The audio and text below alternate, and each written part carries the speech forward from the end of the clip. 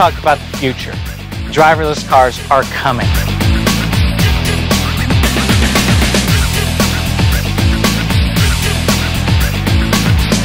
Hey guys, I'm Grant Imahara, and I'm here in Los Angeles, California to talk about the future of cars. I'm joined by Paul Godsmark. He's a founding principal at the Canadian Automated Vehicles Center of Excellence. Hey Paul. Hi Grant. You ready to drive around Los Angeles in a time machine and talk about the future of cars? Absolutely. I've always wanted to ride in one of these things. All right, let's go. Let's go.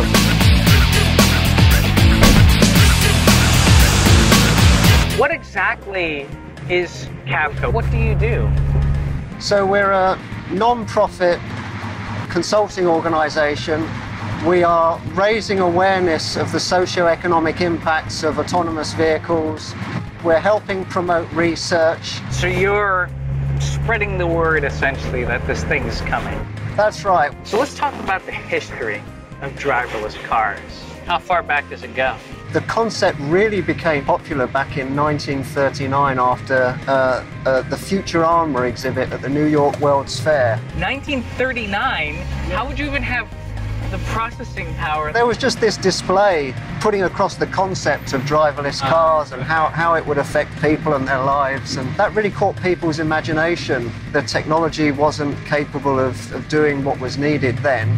Right. Then we had some great pioneering work that was done by people like GM and RCA. But then what really boosted the development of the technology was the DARPA Grand Challenge and the Urban Challenge. Yes, I was there. I was at the Urban Challenge.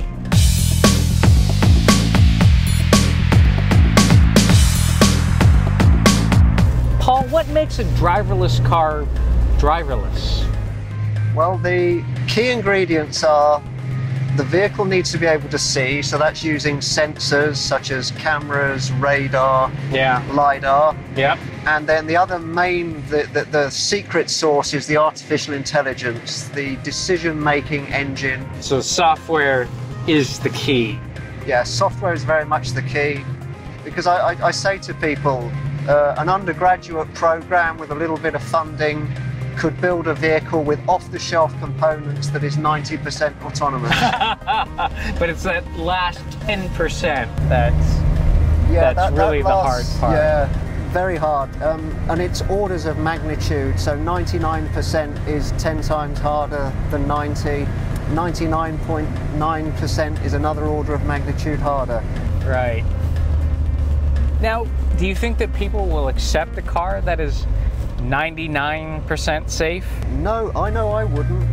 If I thought it would crash every 100th time I took it out, I wouldn't. Right, or 99.99% Yeah, we need safe? to get 6 nines. 6 nines, okay. Is what we're really aiming for, and that's very, very hard. Yeah. No developer is there yet, but several clearly feel they're well on the way to that. Wow.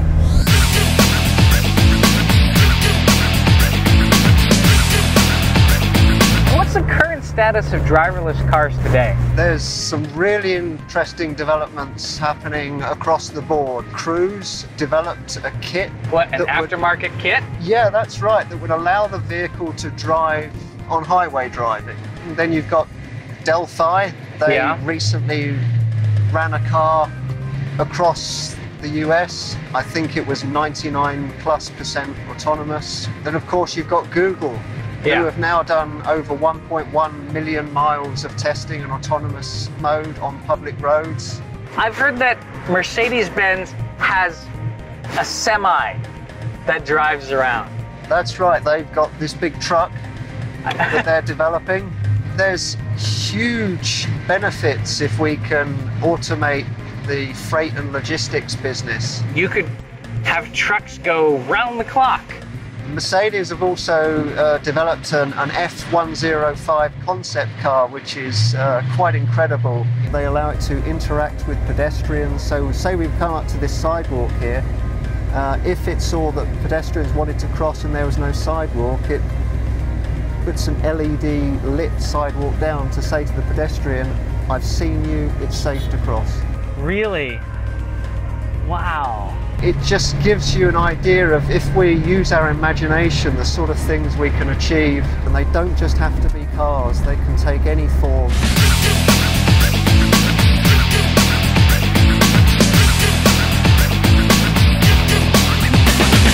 Okay, Paul, let's talk about the future. So we both know that driverless cars are coming.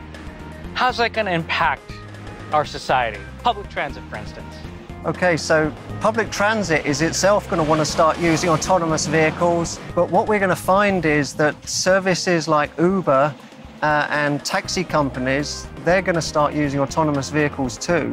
The private vehicle owners are going to be thinking, well, I can actually get around more easily by using these autonomous taxis. And so we think some people from public transit will move over to using the autonomous taxis. Right, so you could just call up to have a taxi come, you enter the address, it takes you there without any other person in the vehicle. That's right. Let's talk about safety. Yeah. How will it affect safety? Well, at the moment, about 34,000 Americans die on the roads every year, and we're hoping that up to 80% of those fatalities can be avoided. So massive savings of life. Now, what about the accuracy of these driverless vehicles? Like, okay, you said the Google cars put on 1 million miles, over 1 million miles, right? Yeah. Has it had any accidents? Yeah, they've had, I think, 16 recorded accidents to date, but not a single one due to the fault of the vehicle, all because of errors from other drivers on the roads. Okay, so it's actually more accurate, more safe than most Americans. Yeah, already it is that safe. All right. So as you can see, we're getting a lot closer to the dream of having the car drive itself. And believe me, it can't come soon enough. Anything that'll get me out of this LA traffic. All right, Paul, let's see what happens when we get up to 88 miles per hour. Yes. Okay. Time circuit's on. Flux capacitor is fluxing. All right, let's do this.